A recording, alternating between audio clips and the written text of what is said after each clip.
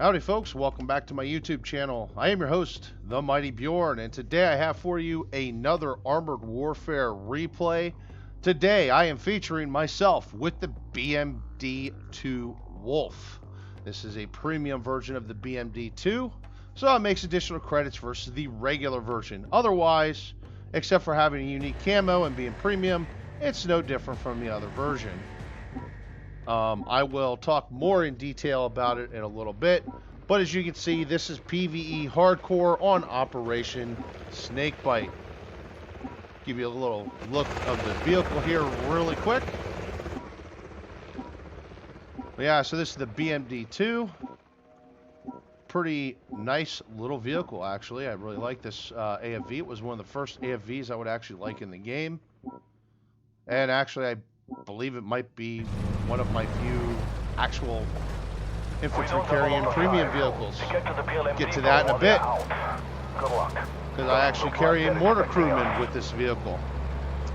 Well, let's dive in here, give you some of the history here of the vehicle. I'm actually not going to be able to cover everything because there's actually just too much to cover for this vehicle. Well, let's begin, shall we? The BMD-2 is a Soviet airborne vehicle designed to replace the aging BMD-1. The BMD-1 was first introduced in 1969. The new BMD-2 was introduced in 1985 and had numerous upgrades over the BMD-1. We're going to talk about some of those here.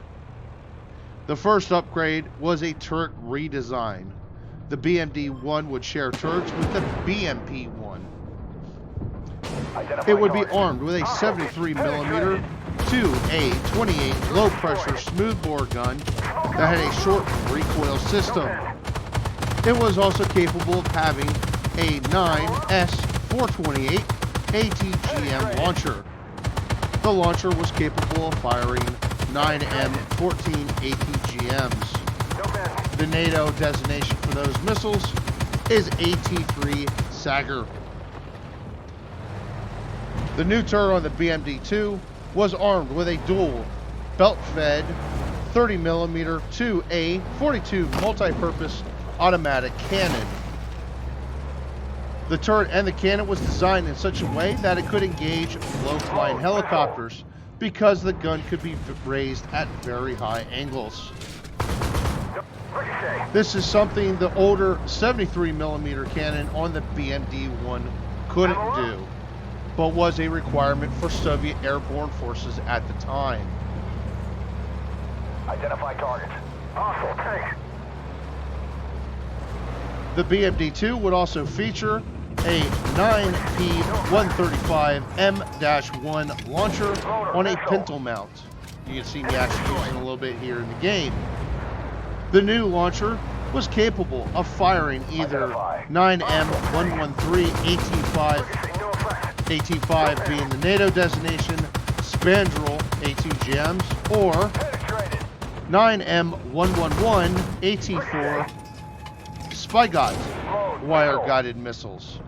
Now, in game, what this vehicle is armed with is the AT-5, or sorry, no, it's the 9M111 Faggot missiles, which is the AT-4 Spygot for the NATO designation. The hull was the next problem. The hull of the BMD-1 was technically too small for the new BMD-2 turret. Now I'm going to get you really confused. So the turret was modified on the BMD-1 with the same armaments as the new BMD-2 turret. The modified vehicle would become the BMD-2, while the new BMD-2 turret would be mounted on a new designed hull, later becoming the BMD-3. So technically this is still a BMD-1 with BMD-2 armaments, or what was planned to be BMD-2 armaments. The modernized variant was developed in 1983 and would enter a series of trials. The new vehicle was coined BMD-2 and would enter service in 1985. Target acquired. Let's light them up. as my mortar crewman there has to ramble off his mouth for the next 5 minutes. And there goes a mortar. Good stuff.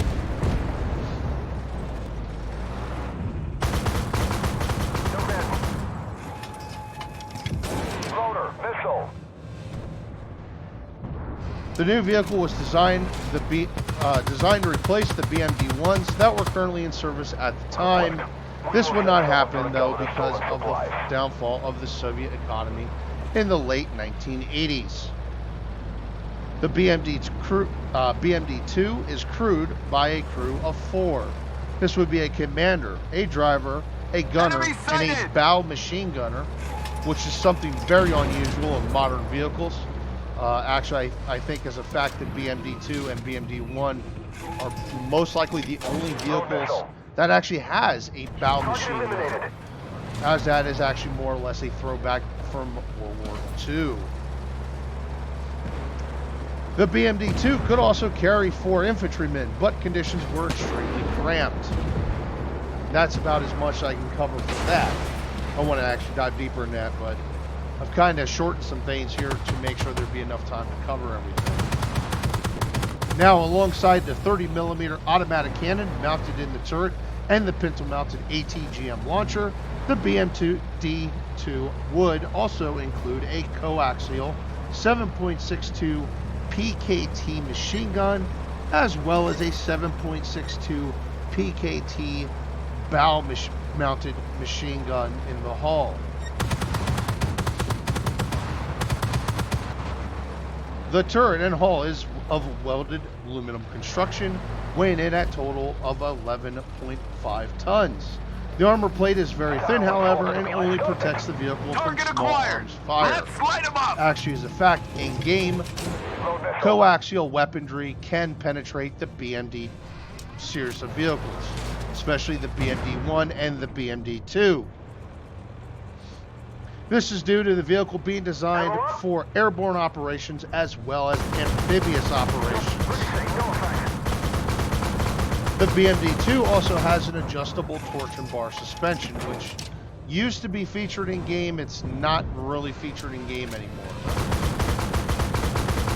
mostly because of the infantry.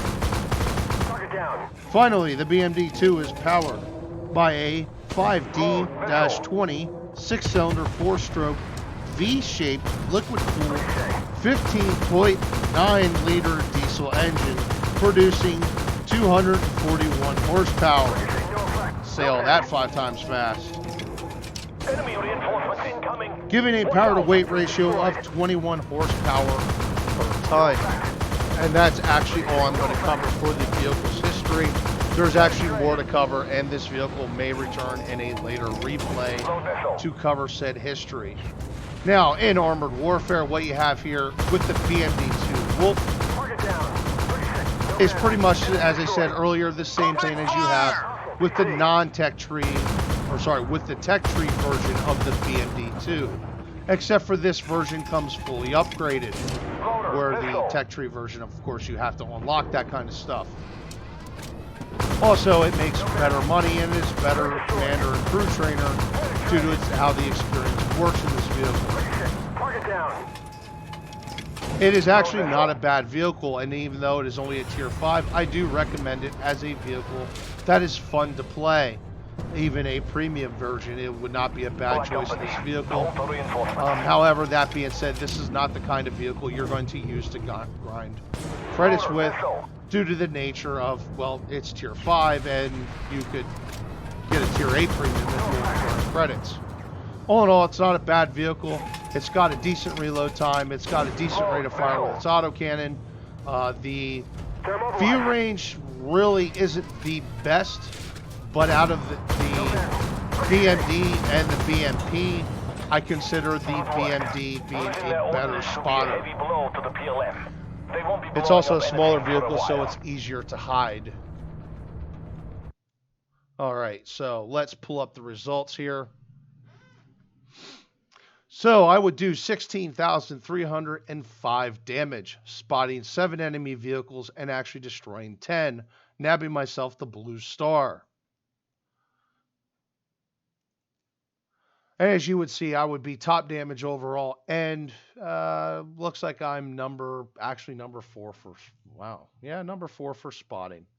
But that's mostly got to do with the fact that I spotted so many vehicles and destroyed so many vehicles, is why I grabbed myself the blue star. But all in all, folks, hopefully you enjoyed the replay. That is actually the end of the video. Um, I do plan on actually covering more about the vehicle, especially its operational service in Afghanistan, where it would first actually see service, or at least combat service, and some of the other services. This vehicle is actually still in service today with Russia and Czechoslovakia. And they're about the only two countries that actually have these in service. It is a highly specialized vehicle, though. Um, but anyway, folks, with all that being said, hopefully you enjoyed the replay. Thank you very much for watching. And I hope to see you for the next Armored Warfare replay.